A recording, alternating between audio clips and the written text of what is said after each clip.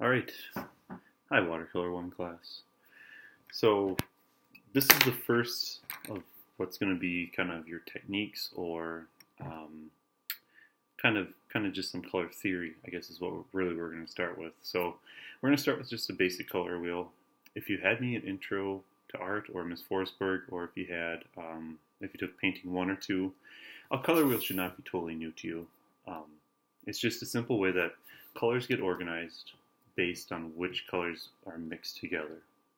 And if this is an art class you haven't taken, you haven't had an art class in a while, this is good review. And for everyone else, I want you to learn how to mix the colors and not just always rely on the colors within your watercolor tray. So how I laid this out, and you guys can choose to do this however you want. My large circles, those are my primary colors. So our 3 primary colors are red, yellow, and blue. Then I made some type of squarish type shape, I guess. And that's our secondary colors. That is orange, green, violet or purple. Then all my oblong shapes, those are all going to be my tertiary colors. For this, all these technique sheets, this is the back of your portfolio. That's where I want you to start to do some of these. If you run out of room in the back, that's okay. You can just flip it over and do it on the front side. Okay? So I sketched this out before I started this video, just so you guys can kind of see it go a little bit faster. So I'm doing this at home, so I have my water glass. It's just a measuring cup for right now, but you need to start with a clean glass or clean container of water, and I want your brush to be clean too, because if you didn't do such a hot job of cleaning out the time you used it before, you don't know what kind of pigments might still be stuck within the bristles. So I cleaned it. I'm just going to dry it off, and now I'm ready to go. So yellow, that's one of our primaries. That's one of the most easily influenced colors because it is so light in value. I usually like to start with yellow if I have everything nice and clean. That way I know I'm going to get a true yellow. So I'm just going to grab some yellow, and right now I'm not going to do any mixing. I'm just going to load my brush up a little bit, and I'm going to start painting. Okay? And there's my yellow. And you can make it, if you want to make it really yellow, just keep painting, add more pigment to it. All right, I'm going to clean my brush. And then I'm going to go to my next primary color. In this case, I'll move to red, I think. So I'll grab my red, load it up, and get my brush and fill in my primary color. As a refresher, in case you may have forgotten, a typical color wheel, if you're not doing tints or tones, it just has 12 spaces.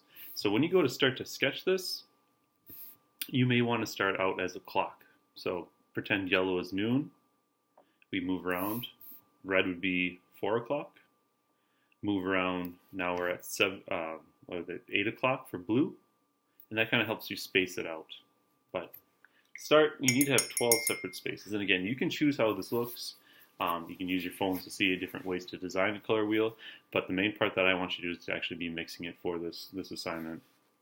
And then finally, the last primary is blue. So I'll load up my brush with some blue, and I'll just get a little bit more blue on there, and I'll just finish my primary.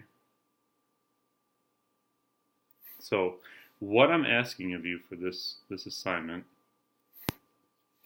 is I want you to use just these 3 primary colors to make the entire color wheel.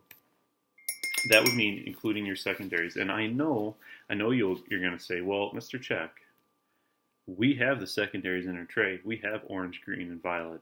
Why do we need to mix them? And the reason is that, yes, you have them. However, the green or the orange or the purple that they give you may not be the right green, purple, or orange that you need for your painting. And I want to use this as a tool for you to be able to actually get the right color when you need it and know how to do that quickly. So that's the purpose of this. It's not too much work, but I'll start. So I'm going to go back to my yellow and my red. When you mix yellow and red together, you should get some type of orange. So I'm going to flip my tray around, and I'll kind of mix in these little cubbies so you can see what I'm doing. So I'll grab some yellow, I'll put it right here. and I'll take a little bit of my red, and I'll drop that in. And you just want to start to mix it up.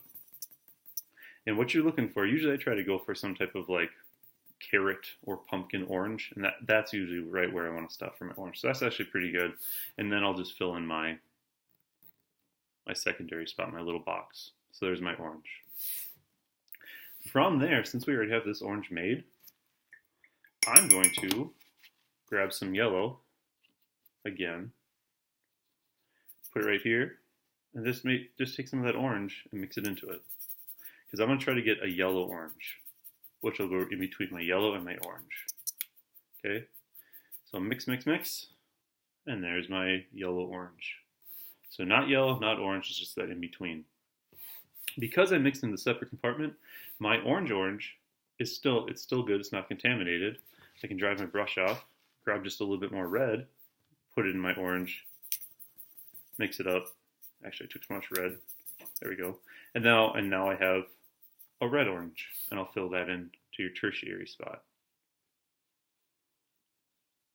Okay. Oops, kind of went out of lines there. So that's what I want you to do. So that's why it's a color wheel, is because when you take yellow and red, you get orange. Between orange and yellow, you get yellow orange, or the other way, orange and red, you get red orange. So I'm going to ask that you go all the way around using just your primary colors and not the colors given to you in your tray, not yet anyway. And I want you to fill in this color wheel. So I'm going to pause the video, I'm going to finish this, and then I'll start it up again.